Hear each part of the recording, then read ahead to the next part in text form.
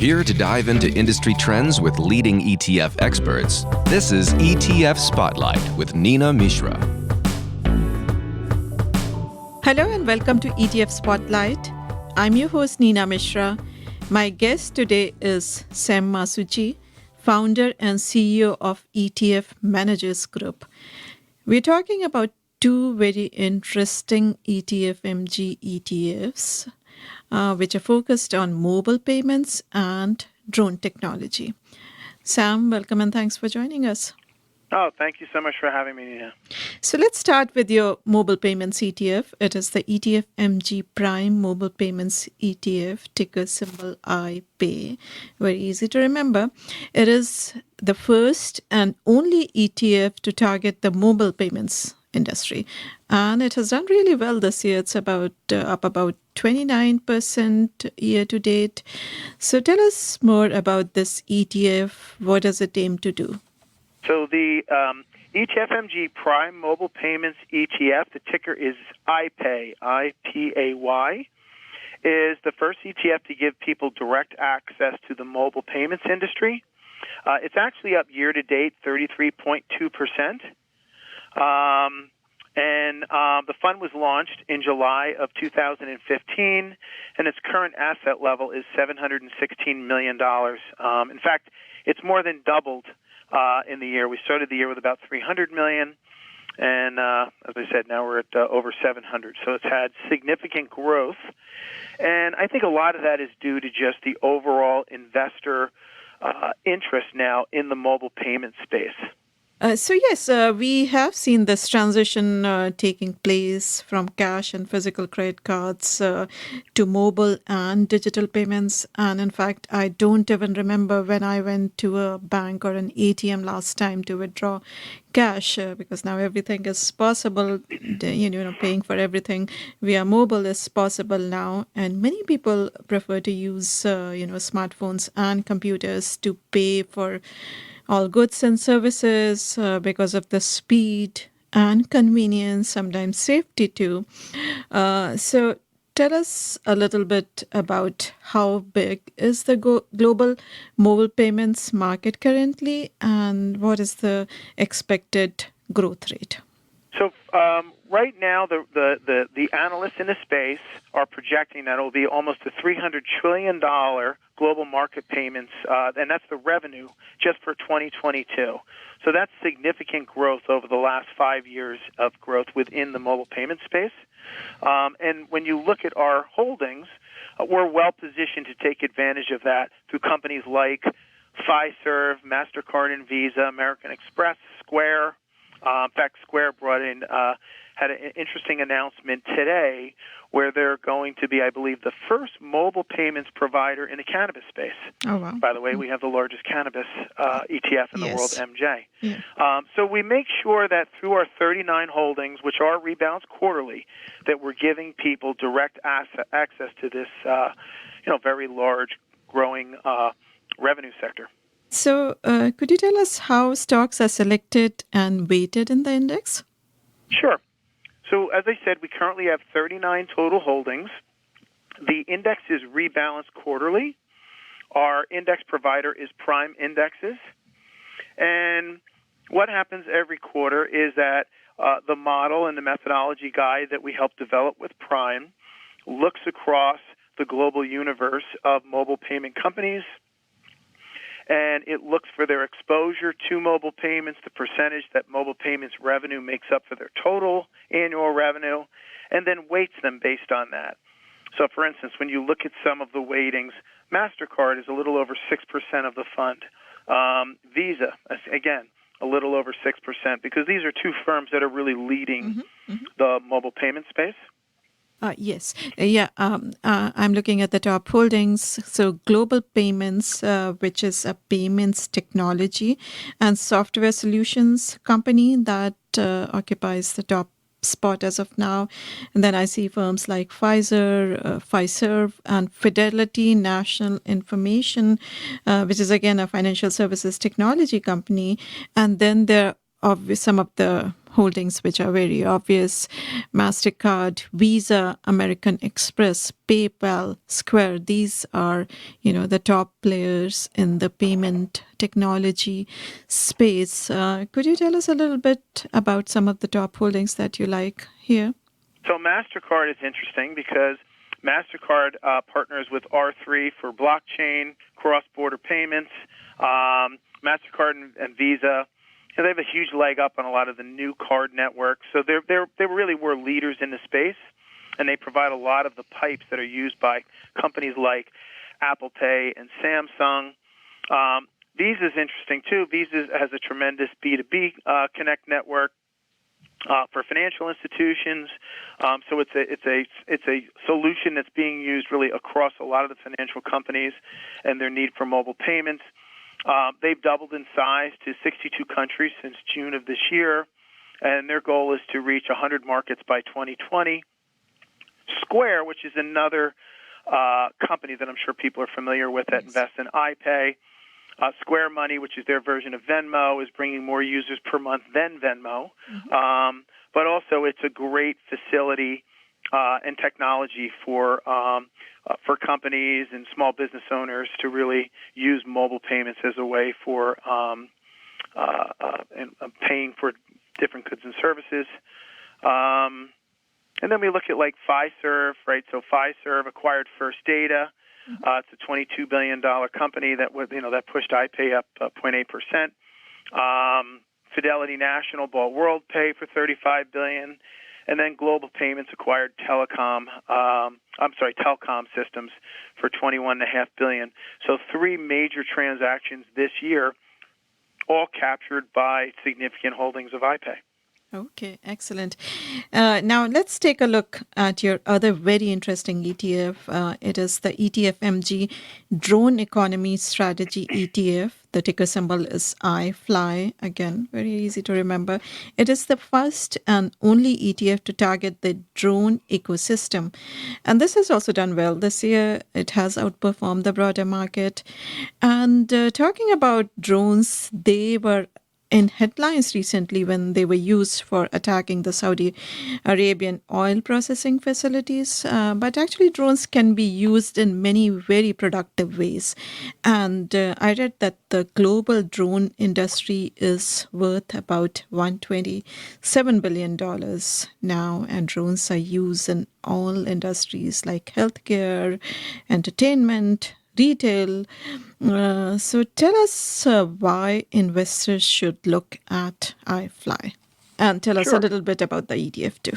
Absolutely. So IFLY, the ETFMG Drone Economy Strategy ETF, that was launched in March of 2016. Since it was launched, it's up 45%. Its year-to-date return is 20%, and it has a nice dividend yield. It is focused on the companies that are either directly producing drones or involved with the software of drones, or even in the case of companies like Boeing and Honeywell, where drones make up a significant piece of their overall revenue. You brought up some areas that drones are now being used. One of the more interesting areas outside of the ones that everybody think of in the forms of defense, drones are being used in agriculture and farming across the world, and it's a very efficient way where a farm can be inspected every single day by a drone for things like water, so that you can be a lot more conservative on your water usage, pesticides and things of that nature. Construction, there's a 55% increase in safety on construction sites because drones have a great way of surveying what some of the potential risks are in the construction space. And then, of course, defense. And it is a significant piece of the military budgets are now just for drone spending. Something like $640 billion of the defense budget in the U.S. Is for specialized drone manufacturing and software. So it really is a broad new technology, and we have a number of important holdings in it. The fund has 57 total stocks around the globe.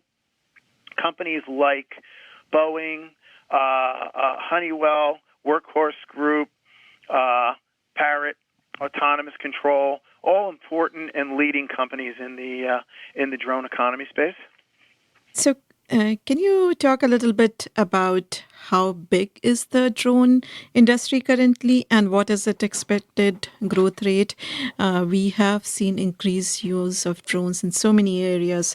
Companies like Amazon are planning Amazon Prime Air delivery, where they will probably deliver packages up to 5 pounds in 30 minutes or less in small drones. And you mentioned some other uses, and insurance industry is using drones a lot. So tell us about the drone economy. Sure. It's about a $14 billion business right now. It's expected to grow to $43 billion in the next few years. And you bring up a good point. It's even being used in important industries like insurance, where especially when you have large catastrophes, the insurance providers are actually able to get there very quickly and survey the damage and begin the process of a lot of the claims before one would even be able to reach it by normal communication or getting access by way of roads and bridges and things like that might be down. So it is a tremendously growing business. We're the only drone economy ETF targeting this important growing space. And at 43 billion over the next few years, it's a significant piece of the economy. Okay. So which areas of the economy do you think stand to benefit most from rising use of drones? Well, we've brought up a few, right? So the logical ones like military, farming. There's certainly a lot of discussion about delivery methods now, where Amazon will begin delivering with drones, as well as the insurance sector, medical. So it really is a new technology that has a very broad application across a number of important industries. Right. So tell us a little bit about the index that this ETF tracks, how stocks are selected and weighted in this index. So it is a modified cap-weighted index. We do look across global companies that are leading within the commercial drone market. It's rebalanced quarterly. And our index partner there is Prime. Prime Indexes, again, produces the drone economy index. And so every quarter we have an opportunity to rebalance both the weightings of the holdings as well as take advantage of new providers that are coming into the space or other M&A activities that may have occurred. So I'm looking at the top holdings: AeroVironment, Boeing, Perrot, which is a French company, Umbrella, Honeywell, some of the very known players in this space. Could you tell us a little bit about some of the top holdings that you like and which are doing very innovative work in this space? Sure. I mean, you named a few of them. So AeroVironment is very interesting because they're an American tech company based in California. They're primarily involved in unmanned aerial vehicles, UAVs. They make up almost 4%, 3.8%. They're one of the Pentagon's top provider of small drones. So some of the drones you've probably heard discussed, like Raven and Wasp and Puma, which are Pentagon products, all purchased through AeroVironment. Parrot, as you said, it's a company based in Paris. They specialize in voice recognition technology and signal processing, and products for their remotely controlled drones. And they make up over 3% of the fund. And then Boeing. Boeing has always been an important aerospace developer with very very large contracts with the military. They design and manufacture, obviously, airplanes, satellites, missiles, and drones. They unveiled Wingman drones, which is a drone designed to fly along with piloted military jets. So let's switch gears a little bit. Of course, these are both very interesting ETFs. These are thematic ETFs, which focus on a growing area of the market. But, these thematic ETFs, they have a lot of growth potential, but they are more volatile than the broader market too, because of their narrow focus. And ETFMG has a number of interesting thematic ETFs, including the first ever marijuana ETF that you mentioned earlier, ticker MJ. You also have the first ETF which uses artificial intelligence to select stocks, AIEQ. That's correct. It's an AIEQ. Yes, That's right. yeah. So tell us how these thematic ETFs should be used in an investor portfolio. So we developed these thematic ETFs as a way for investors to get a very targeted and select access to important new sectors in the market. In the case of MJ, there was a lot of investor demand, and we listened to a lot of advisors that were picking stocks that best represent the growth in the medicinal side of marijuana globally. And so we developed a fund that gave people that access.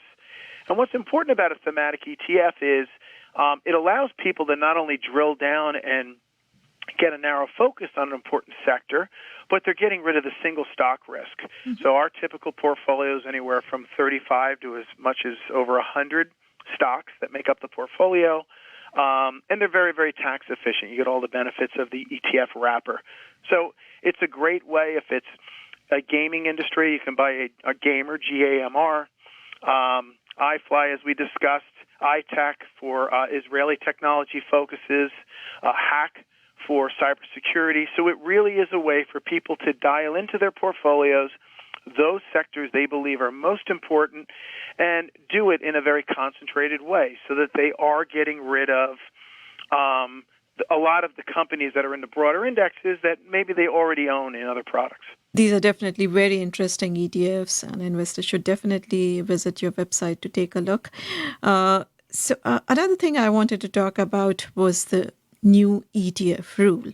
A few days back, the SEC approved a new ETF rule, which is expected to greatly improve and also simplify the ETF approval and launch process. And we hope that this is going to stimulate more innovation and also facilitate greater competition in the industry. So as a thematic ETF provider, what are your thoughts on the new rule? I think the rule is a great step that the SEC has now made. ETFs were first launched in the UIT form back in 1993 with the SPDR, and there have been, obviously hundreds or thousands of ETFs that have launched since that time, and many of the issuers of ETFs were operating under different customized rules at the time their exemptive relief was given. So by standardizing most of it, I think it really has, it will bring a lot of clarity and innovation to the ETF space. So I think it's positive. I'm excited about it. Do you have any other interesting product in the pipeline that you would like to talk about? Well, we have a fund that will be launching this week under the ticker VALT, Vault, and that is an ETF designed for people that have short-term cash needs. So money market-like, it's not a money market instrument, but it will give people short duration, but fixed income returns, and it will be a great way for people to park. We think a lot of institutions will be using it as a holding fund for a lot of their free cash, so that way people can park their cash in something that's short duration, but also have it as an actively managed product, so that it is always taking advantage of changes in interest rates. And so it's going to be a great cash allocation vehicle. Very interesting. Good luck with that launch. That's all we have time for today. Sam, thanks again for joining us. Absolutely. Thank you for your time. Thanks for listening. If you want to learn more about these ETFs, please visit ETFMG.com. Make sure to be on the lookout for the next edition of ETF Spotlight, and also make sure to subscribe. If you have any comments or questions, please email podcast@zacks.com. This material is being provided for informational purposes only, and nothing herein constitutes investment, legal, accounting, or tax advice, or a recommendation to buy, sell, or hold a security. Do not act or rely upon the information and advice given in this podcast without seeking the services of competent and professional legal, tax, or accounting counsel. Publication and distribution of this podcast is not intended to create, and the information contained herein does not constitute an attorney-client relationship. No recommendation or advice is being given as to whether any investment or strategy is suitable for a particular investor. It should not be assumed that any investments in securities, companies, sectors, or markets identified and described were or will be profitable. All information is current as of the date herein and is subject to change without notice. Any views or opinions expressed may not reflect those of Zacks Investment Research as a whole.